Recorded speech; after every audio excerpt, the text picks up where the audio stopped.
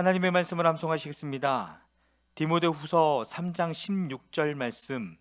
모든 성경은 하나님의 감동으로 된 것으로 교훈과 책망과 바르게 함과 의로 교육하기에 유익하니. 디모데후서 3장 16절 말씀. 아멘.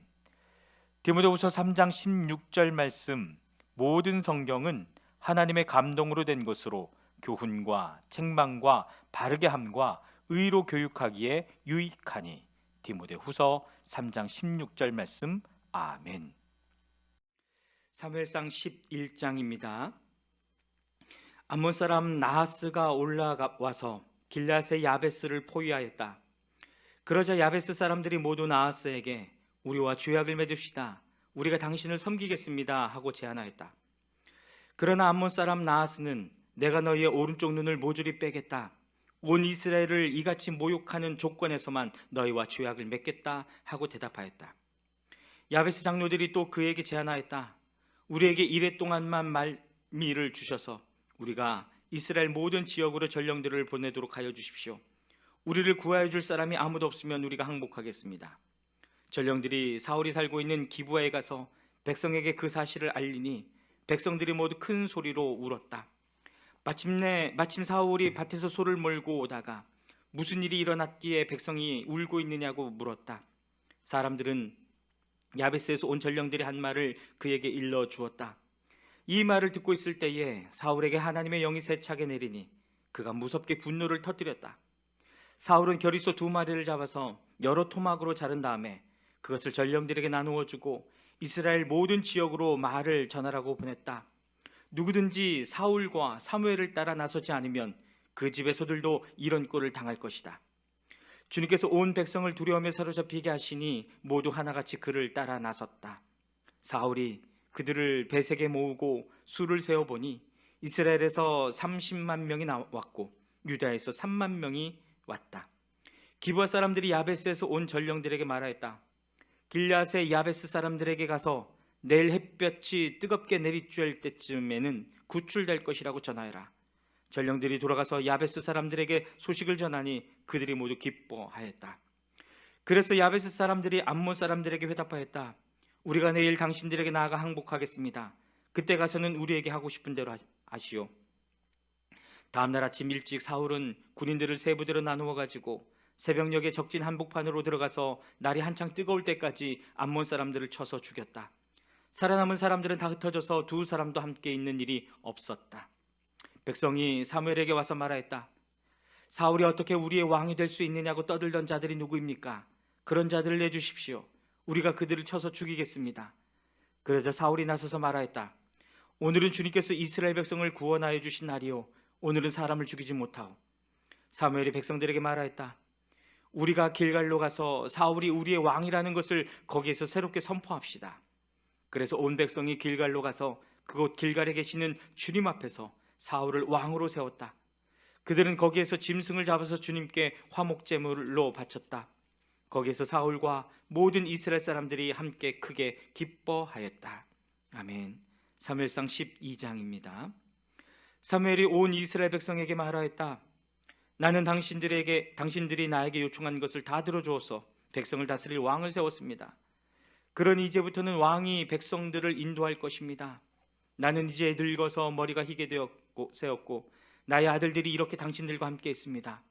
나는 젊어서부터 오늘까지 당신들을 지도하여 왔습니다.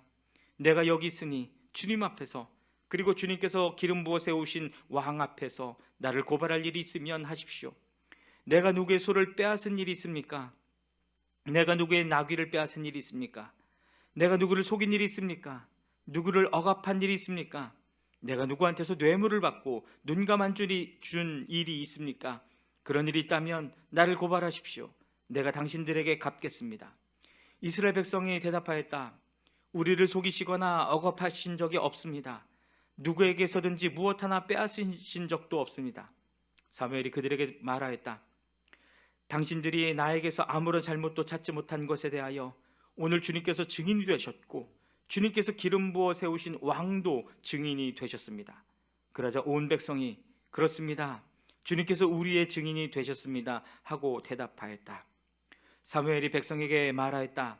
모세와 아론을 세우시고 당신들의 조상을 이집트 땅에서 데리고 올라오신 분이 바로 주님이십니다.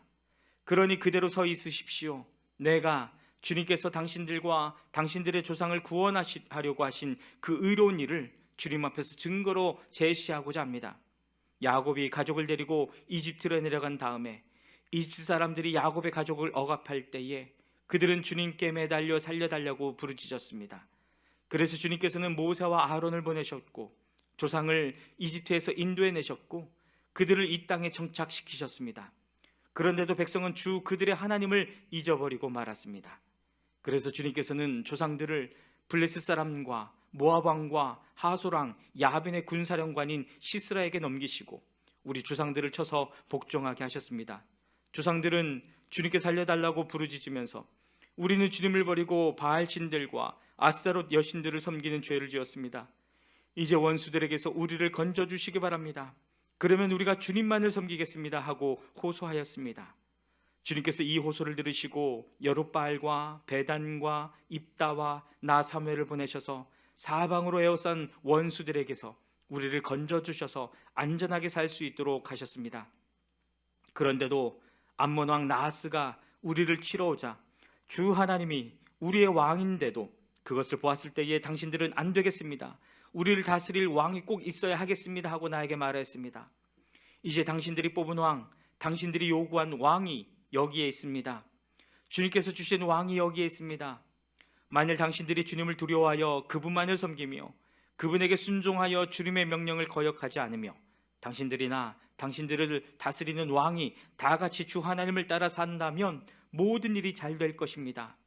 그러나 주님께 순종하지 않고 주님의 명령을 거역한다면 주님께서 손을 들어 조상들을 치신 것처럼 당신들을 쳐서 멸망시키실 것입니다.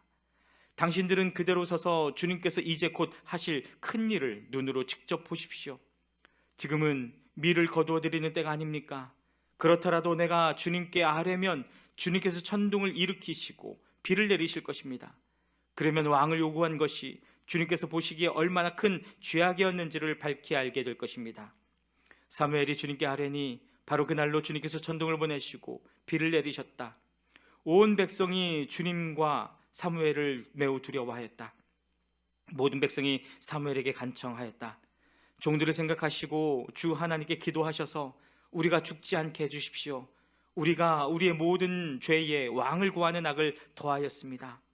사무엘이 백성에게 말하였다. 두려워하지 마십시오.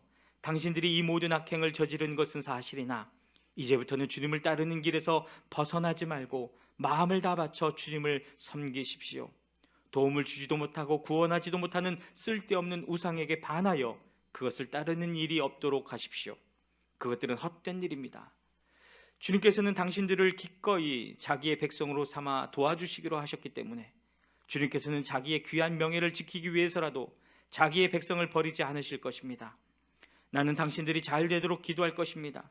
내가 기도하는 일을 그친다면 그것은 내가 하나님께 죄를 짓는 것입니다. 그런 일은 없을 것입니다. 오히려 나는 당신들이 가장 선하고 가장 바른 길로 가도록 가르치겠습니다.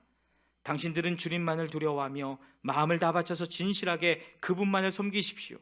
주님께서 당신들을 생각하시고 얼마나 놀라운 일들을 하셨는가를 기억하십시오. 만일 당신들이 여전히 악한 행동을 한다면 당신들도 망하고 왕도 망할 것입니다. 아멘. 사무엘상 13장입니다. 사울이 왕이 되었을 때에 그의 나이는 30살이었다. 그가 이스라엘을 다스린 것은 42해였다. 그는 이스라엘에서 3,000명을 뽑아서 그 가운데서 2,000명은 자기와 함께 믹마스와 베델 산지에 있게 하고 1,000명은 요나단과 함께 베냐민 지파의 땅 기브아로 보내고 나머지 군대는 모두 각자의 집으로 돌려보냈다. 요나단이 게바에 있는 블레셋 사람의 수비대를 치자 블레셋 사람들이 그 소식을 들었다. 사울이 온 나라에 나팔을 불어서 히브리 사람 소집령을 내렸다.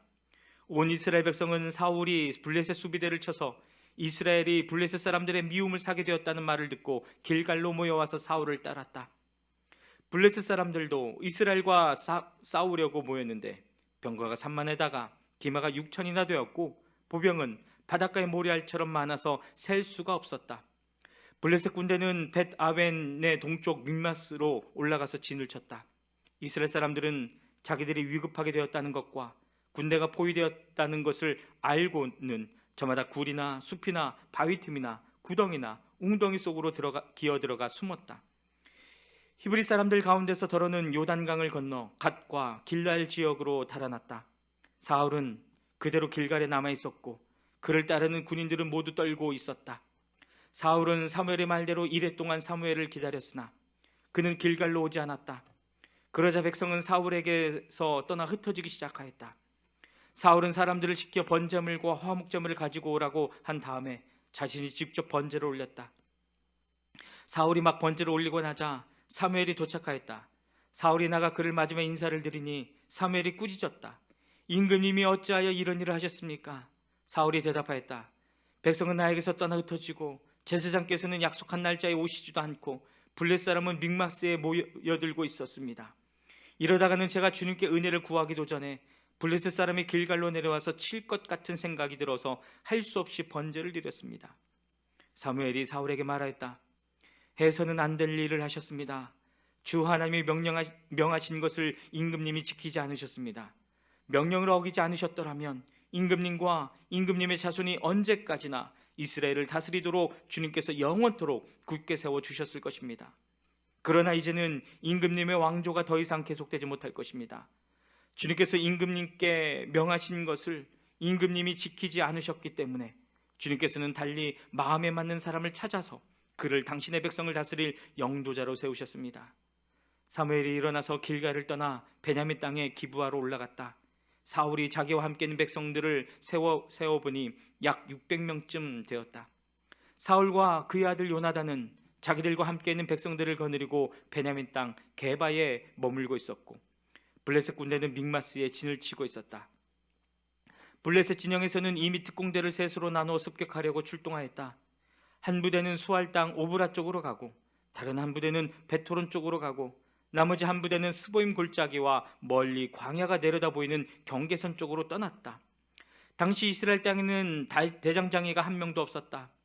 히브리 사람이 칼이나 창을 만드는 것을 블레셋 사람들이 허용하지 않았기 때문이다. 이스라엘 사람들은 보습이나 곡괭이나 도끼나 낫을 벼릴 일이 있으면 블레셋 사람에게로 가야만 하였다. 보습이나 곡괭이를 벼리는 데는 3분의 2 세겔이 들었고 도끼나 낫을 가는 데는 3분의 1 세겔이 들었다. 그래서 전쟁이 일어났을 때에 사울과 요나단을 따라 나선 모든 군인의 손에는 칼이나 창이 없었다. 오직 사울과 그의 아들 요나단의 손에만 그런 무기가 있었다. 블레셋 군대의 전 초부대는 이미 믹마스 어귀에 나와 있었다. 아멘.